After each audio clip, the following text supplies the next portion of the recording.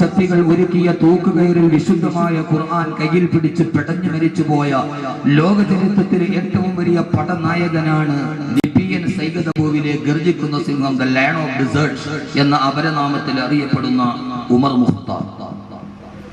ആ ഉമർ മുഖ്താറിനെ കുറിച്ച് ലോക പ്രശസ്തനായ ഡോക്ടർ മുസ്തഫ അക്കാദ് നിർമ്മിച്ച ഒരു ഡോക്യുമെന്ററിയുണ്ട്. ഉമർ മുഖ്താർ എന്ന് പറയുന്ന ലോക ചരിത്രത്തിലെ ഏറ്റവും വലിയ ആരുടെ മുമ്പിലും വഴങ്ങിക്കൊടുക്കാത്ത ആദർശത്തിന്റെ പ്രതീകമായ തൂക്കുകയറിൽ കിടന്ന് ശരീരം കിടന്ന് പിടയ്ക്കുമ്പോഴും വിശുദ്ധമായ ഖുർആന്റെ ആയത്തോതിയിട്ട് മരണപ്പെട്ടു പോയ മുഖ്താർ, ഉമർ മുഖ്താർ എന്ന് പറയുന്ന ആ മനുഷ്യന്റെ ചരിത്രം രേഖപ്പെടുത്തുന്ന ഒരു ഡോക്യുമെന്ററി ഡോക്ടർ മുസ്തഫ അക്കാദ് രചിച്ചിട്ടുണ്ട്. ആ ഡോക്യുമെന്ററി അവസാനിക്കുന്നത് ഇങ്ങനെയാണ്: ഉമർ മുഖ്താറിനെ ബെനിറ്റോ മുസോളിനി എന്ന ഏകാധിപതിയുടെ, സർവാധിപതിയുടെ, സ്വച്ഛാധിപതിയുടെ പട്ടാളക്കാർ ബെനിറ്റോ മുസോളിനിയുടെ പട്ടാളക്കാർ ഉമർ മുഖ്താറിനെ തൂക്കിലെട്ടുമ്പോൾ തൂക്കിൽ കിടന്ന് പിടഞ്ഞ് ഉമർ മുഖ്താറിന്റെ അവസാനത്തെ ചലനം നിലക്കുന്നു. ആ അവസാനത്തെ ചലനം നിലക്ക് ഉമർ മുഖ്താർ തൂക്കുകയറിൽ കിടന്ന് പിടയുമ്പോൾ അദ്ദേഹത്തിന്റെ കണ്ണിൽ വെച്ചിരിക്കുന്ന കണ്ണട മെല്ലെ ഒന്ന് പിടച്ചിലിന്റെ ഇടയിൽ താഴോട്ട് ചെരിയുന്നു. ആ ഡോക്യുമെന്ററി അവസാനിക്കുന്നത് ഇങ്ങനെയാണ്.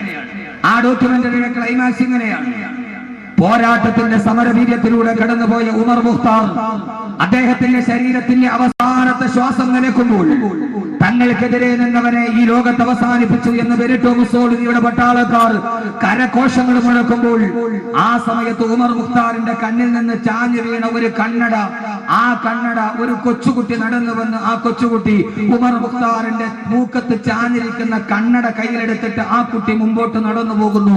അതോടെ ഡോക്യുമെന്ററി അവസാനിക്കുന്നു. മുസ്തഫ അക്കാദ് എന്ന് പറയുന്ന സംവിധായകൻ അതിലൂടെ പറഞ്ഞത് ഒരു വലിയ സന്ദേശമാണ്. മുസ്തഫ അക്കാദ് പറഞ്ഞു കൊടുത്ത ലോകത്തിന്റെ ചരിത്രം, ഉമർ മുഖ്താർ കഴുമരത്തിൽ പിടഞ്ഞു കിടിഞ്ഞ് തീർന്നു പോയാലും ആ ഉമർ മുഖ്താറിന്റെ മുഖത്ത് വെച്ചിരിക്കുന്ന സ്വാതന്ത്ര്യ സമര പോരാട്ടത്തിന് സാക്ഷ്യം വഹിച്ച 1000 തന്റെ ജനതകളുടെ ഏറ്റവും വലിയ അക്രമത്തെ കണ്ടുകൊണ്ട് മുസ്തഫ അക്കാദ് ആ ഉമർ മുഖ്താറിനെ കാണാൻ സഹായിച്ച കണ്ണട കയ്യിലെടുത്തുകൊണ്ടു പോകുന്ന ആ കൊച്ചുകുട്ടി പിന്നീട് ഒരു ഉമർ മുഖ്താറായി ലോകത്ത് ജന്മമെടുക്കും. ഉമർ മുഖ്താറിന്റെ തലമുറ അവസാനിക്കുന്നില്ല.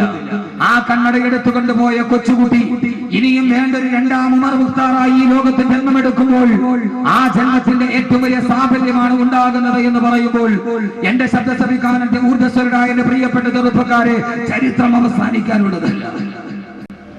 ചരിത്രം അവസാനിക്കാനുള്ളതല്ല. ഉമർ മുഖ്താർ ഒരു മനുഷ്യനിൽ ഒതുങ്ങാനുള്ള ആളല്ല. ആ ഒരാൾ മരണപ്പെട്ടു പോയാലും ഒരാളെ ഈ ലോകത്ത് നിന്ന് തുടച്ചു മാറ്റിയാലും അദ്ദേഹത്തിന്റെ ചുവട് പിടിച്ച്, അതുകൊണ്ടായിരുന്നവല്ലോ രാവിലെ സുബഹി നമസ്കാരത്തിന് വേണ്ടി പള്ളിയിൽ നിന്ന് ഇറങ്ങി വരുന്ന ലോകത്തിലെ ഏറ്റവും വലിയ നരനായാട്ടുകൾക്ക് സാക്ഷ്യം വഹിച്ചിരിക്കുന്ന അമേരിക്കയുടെ ജാരസന്താനമായ ഇസ്രയേലിന്റെ വിമാനവീര പീരങ്കികളുടെ മുന്നിൽ കല്ലും കവണയും ഉപയോഗിച്ച് ഇന്തിഫാദയിലൂടെ ചെറുത്തു നിൽക്കുന്ന ലോക സമര ചരിത്രത്തിന്റെ അപൂർവമായ സാന്നിധ്യമായ പലസ്തീൻ മുജാഹിദുകൾക്ക് നേതൃത്വം കൊടുത്ത ഷെയ്ഖ് അഹമ്മദ് യാസീൻ എന്ന് പറയുന്ന വയോവൃദ്ധൻ സുബഹി നമസ്കാരം കഴിഞ്ഞ് യെരൂസലേമിലെ പള്ളിയിൽ നിന്ന് ഇറങ്ങി വരുമ്പോൾ ആ സമയത്ത് ഷെയ്ഖ് അഹമ്മദ് യാസീൻ എന്ന നേതാവിനെ കൊന്നൊടുക്കാൻ അമേരിക്കയുടെയും ഇസ്രയേലിന്റെയും ബോംബർ വിമാനങ്ങൾ തീതുപ്പുമ്പോൾ ബോംബർ വിമാനങ്ങളുടെ വെടിയുണ്ടകളേറ്റ് ഷെയ്ഖ് അഹമ്മദ് യാസീൻ എന്ന് പറയുന്ന ആ സമര ചരിത്രത്തിന്റെ വീരനായകൻ ജെറൂസലേമിലെ പള്ളിയുടെ പള്ളിമുറ്റത്ത് കിടന്ന് പിടഞ്ഞു മരിക്കുമ്പോൾ ഷെയ്ഖ് അഹമ്മദ് യാസീൻ എന്ന ധീര പോരാളി അവിടെ പിടഞ്ഞു വീടുമ്പോൾ അന്നത്തെ ദിവസം ഒരു അഹമ്മദ് യാസീൻ മരിക്കപ്പെട്ടാലും വധിക്കപ്പെട്ടാലും അന്ന് പലസ്തീനിൽ ജനിച്ച 1200 കുട്ടികൾക്ക് അന്നത്തെ ഉമ്മമാര് പേരിട്ടത്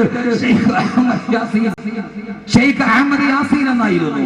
ഒരു അഹമ്മദ് യാസീൻ മരിക്കപ്പെട്ടപ്പോൾ, ഒരു അഹമ്മദ് യാസീൻ വധിക്കപ്പെട്ടപ്പോൾ അന്ന് 1200 കുട്ടികൾക്ക് അഹമ്മദ് യാസീൻ എന്ന് നാമകരണം ചെയ്യപ്പെട്ടുവെങ്കിൽ ആ കുട്ടി പിന്നീട് ചരിത്രത്തിൽ മറ്റൊരു അഹമ്മദ് യാസീൻ ആവില്ല എന്നാര് കണ്ടു? അതുകൊണ്ട് സഹോദരങ്ങളെ, ചരിത്രം അവസാനിക്കാനുള്ളതല്ല. ഉമർ മുഖ്താർ അവസാനിക്കാനുള്ളതല്ല. സലാഹുദ്ദീൻ അയ്യൂബി അവസാനിക്കാനുള്ളതല്ല. അബ്ദുൽ ഖാദിർ ജസായിരി അവസാനിക്കാനുള്ളതല്ല. ഹസനുൽ ഹുലൈബി അവസാനിക്കാനുള്ളതല്ല. ഉമർ തൽമസാനി അവസാനിക്കാനുള്ളതല്ല. ലോകത്തിന്റെ മുന്നിൽ അബ്ദുൽ നാസർ മഅ്ദനിയുടെ പോരാട്ടത്തിന്റെ ചരിത്രം അത് അവസാനിക്കാനുള്ളതല്ല.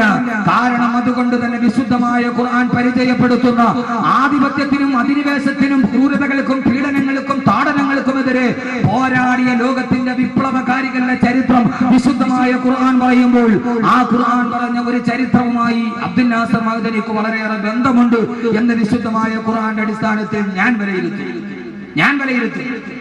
ഖുർആനിൽ പറഞ്ഞ ഒരു 2-3 ആയത്തുകൾ ലോകം കണ്ട ഏറ്റവും വലിയ ദൈക്ഷണികതയുടെ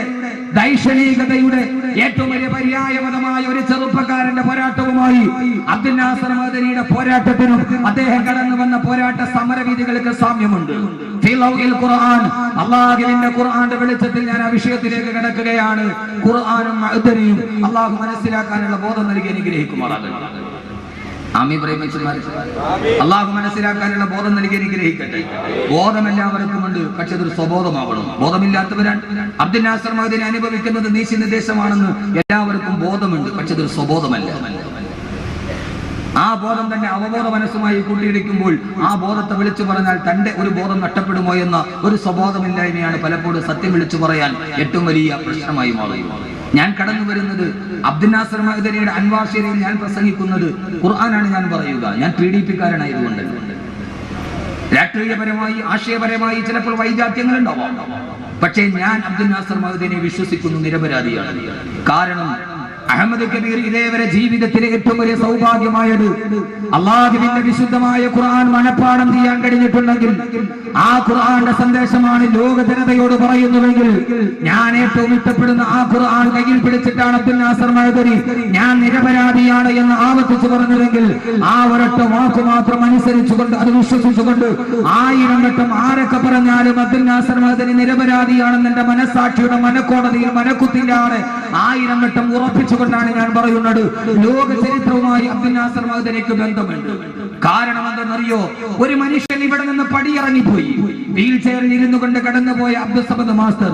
സഹോദരങ്ങളെ തിരിച്ചറിയണം, ഏകമകനായി യൂസുഫ് ഈജിപ്തിലെ ജയിലറയിൽ ആരുടെയൊക്കെയോ കുതന്ത്രങ്ങൾക്ക് വയറി കിടക്കുകയാണെന്ന് അറിഞ്ഞപ്പോൾ തന്റെ പ്രിയപ്പെട്ട മകൻ ജയിലറയിൽ കിടക്കുന്ന ചിന്ത ഓർത്തിട്ട് കണ്ണിന്റെ കാഴ്ചശക്തി നഷ്ടപ്പെട്ടു പോയി സ്വന്തം കുടിലിന്റെ ചാരത്തിരുന്നിട്ട്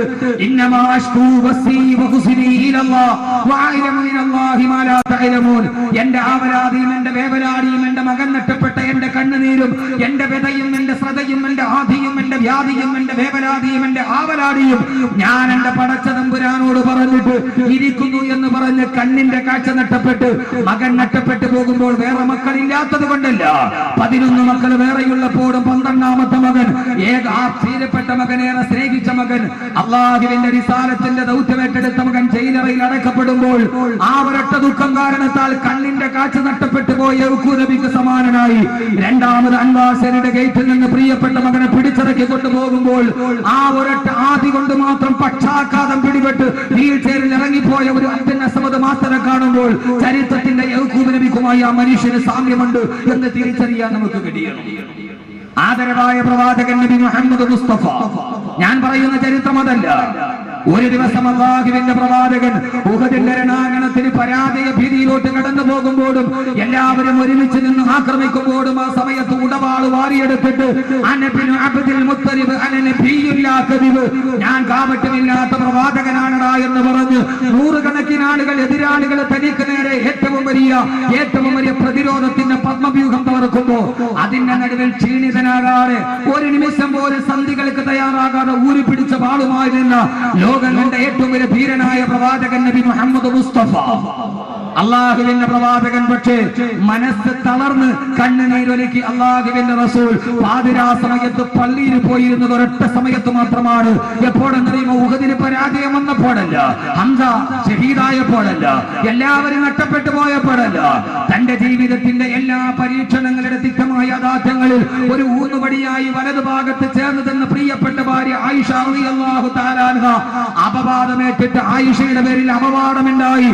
ആ അപവാദം സഹിക്കാൻ കഴിയാതെ തന്റെ ഭാര്യയുടെ പേരിൽ ഒരു അപവാദമുണ്ടായപ്പോ അത് സഹിക്കാൻ കഴിയാതെ പള്ളിക്കുള്ളിൽ ഇരുന്നു കൊണ്ട് ഈത്തപ്പന മരത്തിന്റെ ഓലയിൽ നിന്ന് പൊട്ടിക്കരഞ്ഞ ആദരവായ പ്രവാചകൻ നബി മുഹമ്മദ് മുസ്തഫ അബ്ദുൽ നാസർ മഅദനി എപ്പോഴെങ്കിലും തളരുന്നത് ഞാൻ എന്റെ കണ്ണുകൊണ്ട് കണ്ടിട്ടുണ്ടെങ്കിൽ തന്റെ പ്രിയപ്പെട്ട ഭാര്യ സുഫിയ മഅദനിയെ കളമശ്ശേരി കേസിലെ അപവാദത്തിന് കുടുക്കി അറസ്റ്റ് ചെയ്യപ്പെടുമ്പോൾ മഅദനിയുടെ നാവുകൾ പതറുന്നു എന്നെനിക്ക് തോന്നിപ്പോയിട്ടുണ്ട്. ഞാൻ ആ മനുഷ്യനുമായി ഈ റൂമിലിരുന്ന് ഒറ്റയ്ക്കിരുന്ന് സംസാരിച്ചിട്ടുണ്ട് ആ ഭാഗത്ത്. സഹോദരങ്ങളെ, ജീവിതത്തിന്റെ ചരിത്രവുമായി അതുകൊണ്ട് ഞാൻ പറയുന്നു, അബ്ദുൽ നാസർ മഅദനിക്ക് ഒന്നും നഷ്ടപ്പെട്ടിട്ടില്ല. അബ്ദുൽ നാസർ മഅദനി പ്രവാചകന്മാർ അനുഭവിച്ച തിക്തമായ യാഥാർത്ഥ്യങ്ങൾ അനുഭവിക്കുകയാണ്. അള്ളാഹു പാകപ്പെടുത്തുകയാണ് ഒരു മനുഷ്യനെ. ഞാൻ പറയുന്നു, അബ്ദുൽ നാസർ മഅദനിക്ക് നഷ്ടമൊന്നും ഉണ്ടായിട്ടില്ല. എന്താ നഷ്ടമുണ്ടായിട്ടുള്ളത്? ഏത് നട്ടമാണ് അബ്ദുൽ നാസർ മഅദനിക്ക് ഉണ്ടായിട്ടുള്ളത്? ഭൗതിക ലോകത്തിന്റെ നട്ടത്തിലാണ് നിങ്ങൾ പിടിച്ചു കിട്ടിയതെങ്കിൽ ഇൻഷാ അല്ലാഹ് പരലോകത്തിന്റെ തീരാ സൗഭാഗ്യത്തിലേക്ക് അദ്ദേഹം നടന്നു പോവുകയാണ് എന്നുള്ള ഏറ്റവും വലിയ യാഥാർത്ഥ്യം തിരിച്ചറിയാൻ ഈ ഖുർആനിന്റെ ആയത്തുകൾക്ക് നമുക്ക് കഴിയേണ്ടതുണ്ട്. അല്ലാഹു അങ്ങനെയാക്കി കൊടുക്കുമാറാകട്ടെ, അല്ലാഹു അങ്ങനെയാക്കി കൊടുക്കുമാറാകട്ടെ എന്ന ഒരൊറ്റ ആഗ്രഹത്തോടെ ഞാൻ എന്റെ വിഷയത്തിലോട്ട് കിടക്കുകയാണ്. മഅദനിയെ ഖുർആനുമായി ബന്ധിപ്പിക്കുന്ന ഒരു സാഹചര്യമുണ്ട്. ആ സാഹചര്യം അല്ലാഹുവിന്റെ വിശുദ്ധമായ ഖുർആനിന്റെ സൂറത്തുൽ ഖസസ് ആണ്. എപ്പോഴാണ് അബ്ദുൽ നാസർ മഅദനി ചരിത്രത്തിൽ അറിയപ്പെടുന്നത്? അബ്ദുൽ നാസർ മഅദനി എപ്പോഴാണ് അറിയപ്പെടുന്നത്? സഹോദരങ്ങളെ, ഈ ലോകത്തിന്റെ മുന്നിൽ ഈ ലോകം ഒരു വല്ലാത്ത അവസ്ഥയിലാണ്. വൈകുന്നേരം കടന്നു വരുന്ന പിതാവിനെ 51 വയസ്സുകാരനെ മലത്തിൽ കിടത്തിയിട്ട് 52 പ്രാവശ്യം ആഞ്ഞുവെട്ടി ആ പാവപ്പെട്ടവനെ രക്തത്തിൽ കുളിപ്പിച്ച പതാകയുമായി അയാളുടെ ശവശരീരം വീടിന്റെ ഉമ്മറത്ത് നിൽക്കുമ്പോൾ രാവിലെ പിതാവിന്റെ കവിളത്ത് മുത്തം കൊടുത്ത് പറഞ്ഞയച്ച പിതാവ് വൈകുന്നേരം ഒരു ശവശരീരമായി വീടിന്റെ ഉമ്മറപ്പടിയിൽ രക്തപതാക പുതപ്പിച്ചിട്ട് മലന്ന് കിടക്കുമ്പോൾ ആ സമയത്ത് കാത്തിരുന്ന പിതാവ് ഒരു ജീവശവമായി കടന്നു വരുമ്പോൾ പിതാവിന്റെ മുഖത്ത് രക്തപതാക മാറ്റിയിട്ട് ഒരു ഉമ്മ കൊടുക്കാൻ നോക്കുമ്പോൾ രാവിലെ തന്റെ പിതാവിന്റെ 7 കവിളത്താണ് ഉമ്മ കൊടുത്തതെന്നറിയാതെ 17 പ്രാവശ്യം കയ്യിലിരിക്കുന്ന മടി കൊണ്ടും മലട്ടിക്കടത്ത് വെട്ടിക്കൊന്ന് പിതാവിന്റെ മുഖമേതെന്ന് തിരിച്ചറിയാൻ കഴിയാതെ പൊട്ടിക്കരഞ്ഞതെന്ന 14 വയസ്സുകാരനെന്ന് പറയുന്ന ചന്ദ്രശേഖരന്റെ മകന്റെ കാലഘട്ടത്തിൽ നമ്മൾ ജീവിച്ചിരിക്കുമ്പോ ഞങ്ങൾ 13 പേരെ ബ്ലാക്ക് മാർക്കിട്ടിട്ട് കൊന്നിട്ടുണ്ടെന്ന് പറയുമ്പോഴും അവരുടെ മുമ്പിൽ അവസ്ഥ ചെയ്യണമോ വേണ്ടയോ എന്ന കാര്യത്തിൽ ജുഡീഷ്യറി പകച്ചു നിൽക്കുമ്പോൾ ആ സമയത്തും അബ്ദുൽ നാസർ മഅദനി എന്ന ചലന്തിവരയുടെ ചലന്തിയെ കൊടുക്കാൻ ലോകത്ത് തിരക്കഥകൾ മെയ്തുകൊണ്ടേയിരിക്കുന്നു. ജുഡീഷ്യറിയുടെ ഇരട്ട മുഖങ്ങൾ നമ്മൾ കണ്ടുകൊണ്ടേയിരിക്കുന്നു. ലോകത്തിന്റെ മുമ്പിൽ പിശാചുക്കൾ പാർക്കുന്ന വേതാള നഗരം പോലെ ചന്ദ്രശേഖരൻ വധിക്കപ്പെട്ടു. സഹോദരങ്ങളുടെ രാഷ്ട്രീയം നമുക്ക് പ്രശ്നമല്ല, എനിക്ക് പ്രശ്നമല്ല, നിങ്ങൾക്ക് പ്രശ്നമാണെങ്കിലും. പക്ഷേ മലയാളത്തിന്റെ കവിയുടെ വാക്കുകൾ ഞാൻ കടമെടുക്കുകയാണ്. കൊന്നതാരെന്നറിയില്ല, കൊല്ലിച്ചതാരെന്നറിയില്ല, പക്ഷെ ഒരു കാര്യം എനിക്കറിയാം, കൊല്ലപ്പെട്ടവൻ ഒരു മനുഷ്യനായിരുന്നു. കൊന്നതാരെന്നറിയില്ല, കൊല്ലിച്ചതാരെന്നറിയില്ല, പക്ഷേ കൊല്ലപ്പെട്ടവൻ ഒരു മനുഷ്യനായിരുന്നു. മനുഷ്യന്റെ ജീവിതം ഏറ്റവും പവിത്രമാണ്. ആ പവിത്രമായ ജീവിതത്തിലൂടെ കടന്നു വരുമ്പോഴാണ് അബ്ദുൽ നാസർ മഅദനി എങ്ങനെ കൊടുക്കപ്പെട്ടു എന്ന് വിശുദ്ധമായ ഖുർആൻ പറയുന്നത്.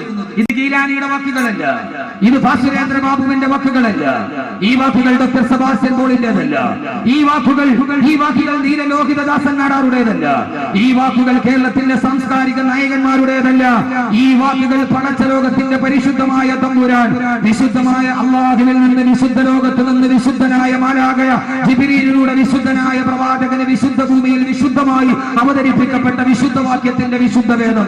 ആ വിശുദ്ധ വേദത്തിന്റെ വാക്കുകളാണിതെങ്കിൽ അല്ലാഹുവിന്റെ ഖുർആൻ പറയുന്ന ഒരു കാലത്തെ നിങ്ങൾ ഓർക്കുക, ഒരു കാലത്തെ നിങ്ങൾ ഓർക്കുക.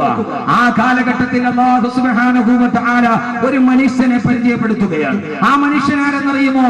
ലോക ചരിത്രത്തിൽ അഹങ്കാരത്തിന്റെ പ്രതീകമായി മാറിയ, ചരിത്രത്തിന്റെ തുല്യതയില്ലാതെ അഹങ്കാരത്തിന്റെ ഗർവപർവ്വതത്തിലോട്ട് കടന്നുപോയ ഏറ്റവും വലിയ അഹങ്കാരിയായ മനുഷ്യൻ ആരായിരുന്നു അയാൾ? അല്ലാഹുവിന്റെ വിശുദ്ധമായ ഖുർആൻ സൂറത്തുൽ ഖസസ് ആണ് പറയുന്നത്. ആകെ 1 മണിക്കൂറാണ് എനിക്ക് പരമാവധി കിട്ടുക. അതുകൊണ്ട് ഖുർആനും മഅദനിയും എന്ന വിഷയത്തിലേക്ക് ഞാൻ കടക്കാൻ. ഇത് ബുഖാരി പറഞ്ഞ ഹദീസല്ല. ഇത് മഅദനിയെ കുറിച്ച് ബുഖാരി പറഞ്ഞിട്ടുണ്ടോ? ഇത് ഖുർആനും മഅദനിയെ കുറിച്ച് ആയത്തിറങ്ങിയിട്ടൊന്നും ചോദിക്കരുത്. കാരണം ചരിത്രം അവസാനിക്കാനുള്ളതല്ല.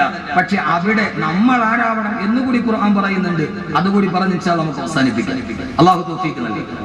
ഒന്നാം ഇവരെ മനുഷ്യന്മാർ 4 മണിക്ക് തുടങ്ങിയ ഒരു സദസ്സ് ഏതാണ്ട് 9:30 മണി 5.5 മണിക്കൂർ ഇരിക്കുന്ന ഒരാള് ആമീൻ പറഞ്ഞില്ലെങ്കിൽ അതിന്റെ അർത്ഥം എന്താണെന്നറിയോ?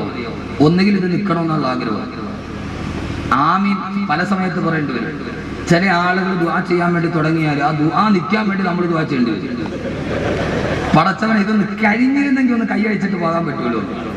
പക്ഷെ മാത്തൂർ ഉസ്താദ് അങ്ങനെയല്ല, ഏറ്റവും കബൂലിയത്തുള്ള ദുആയാണ്. എനിക്ക് അനുഭവമുണ്ട്. ചില ആളുകൾ ദുആ ചെയ്യണമെങ്കിൽ നമ്മൾ അവിടെ ആമീൻ പിടിക്കുന്ന ദുആ ചെയ്യും, പടച്ചവനെ തീർക്കാൻ വേണ്ടി ദുആ ചെയ്യണം. അല്ലാഹു സുബ്ഹാനഹു വ തആല അതുകൊണ്ട് ഞാൻ അങ്ങോട്ട് വല്ലാതെ അങ്ങോട്ട് തുടങ്ങിപ്പോയ സമയം അങ്ങോട്ട് നീണ്ടുപോകും. അതുകൊണ്ട് ഇൻഷാ അല്ലാഹ് 10:30 ആകുമ്പോൾ മാത്തൂർ ഉസ്താദി സദസ്സിൽ 10:30 10:15